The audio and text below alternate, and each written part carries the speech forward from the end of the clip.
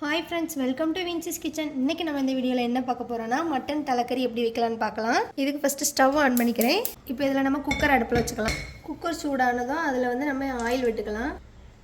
எண்ணெய் சூடானது இதில் பட்டை, கிராம்பு, ஏலக்காய், சோம்பு எல்லாம் போட்டுக்கிறேன். இது கொஞ்சம் பொரிஞ்சதும் இதில் கட் பண்ணி வச்சுருக்க சின்ன வெங்காயம் போட்டுக்கிறேன், ஒரு 2 கைப்பிடி. இப்போ இதை நம்ம நல்லா வதக்கிக்கலாம். இப்போ இது நல்லா வதங்கிடுச்சு. இதில் வந்து நம்ம இஞ்சி பூண்டு பேஸ்ட் போட்டுடலாம். இந்த இஞ்சி பூண்டு பேஸ்ட்டு பச்சை வடை போகிறது வரைக்கும் நல்லா வதக்கிக்கலாம். இதில் ஒரு தக்காளி கட் பண்ணி வச்சுருக்கிறேன், இதை நான் போட்டுருக்கேன்.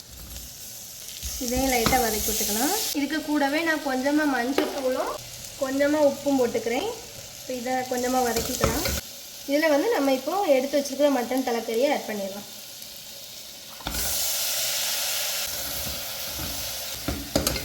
இப்போ இதில் கொஞ்சமாக தண்ணி விட்டுக்கிறேன்.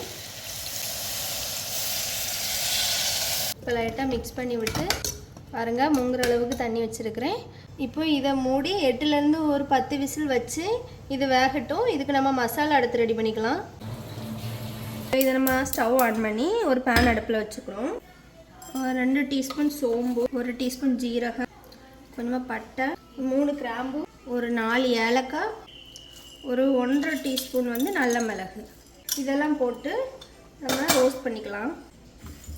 இந்த தலைக்கறியில் வந்து அந்த எப்போவுமே நிறைய கொழுப்பு தான் அதிகமாக இருக்கும். அதோட அந்த வேக வைக்கும்போது அந்த ஸ்மெல் நிறைய இருக்கும்.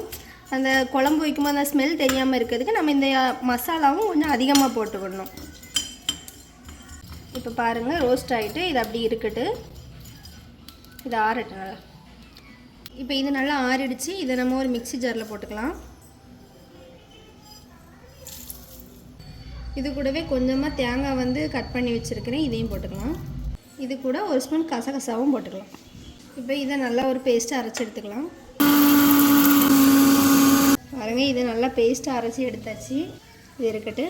இப்போ குக்கரில் வந்து ஏர்லாம் நல்லா ரிலீஸ் ஆகிட்டு 10 விசில் வச்சு நம்ம எடுத்தாச்சு. ஓப்பன் பண்ணி பார்க்கலாம். பாருங்கள், மட்டன் சூப்பராக குக் ஆகிருக்கு. இப்போ இதில் வந்து நம்ம அரைச்சி வச்சுருக்க மசாலா எல்லாம் போட்டுக்கலாம். இது கூடவே நம்ம மசாலா ஆட் பண்ணிக்கலாம். 2 டீஸ்பூன் மல்லித்தூள் போட்டுக்கலாம். அது கூடவே நம்ம வந்து 1 டீஸ்பூன் வத்தல் தூள் போட்டுக்கலாம். இதெல்லாம் போட்டு அடுப்பு ஆன் பண்ணி இதை நல்லா வதக்கிக்கலாம். இது கொஞ்சம் வதங்கினதும் இதுக்கு தேவையான அளவு தண்ணி விட்டுக்கலாம். நம்ம கிரேவி மாதிரி வைக்கணும்னா இன்னும் கொஞ்சம் கூட தண்ணி விட்டால் போதும். இல்லை குழம்பு மாதிரி வேணும் அப்படின்னா இன்னும் கொஞ்சம் நிறைய தண்ணி விட்டு குழம்பு மாதிரி எடுத்துக்கலாம்.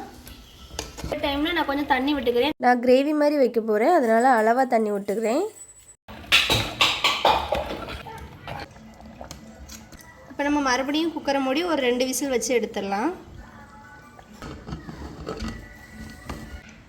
இப்போ இதில் ஏர் நல்லா ரிலீஸ் ஆகிட்டு இப்போ இதை ஓப்பன் பண்ணி பார்க்கலாம். பாருங்கள், சூப்பராக ரெடி ஆகிருக்கு.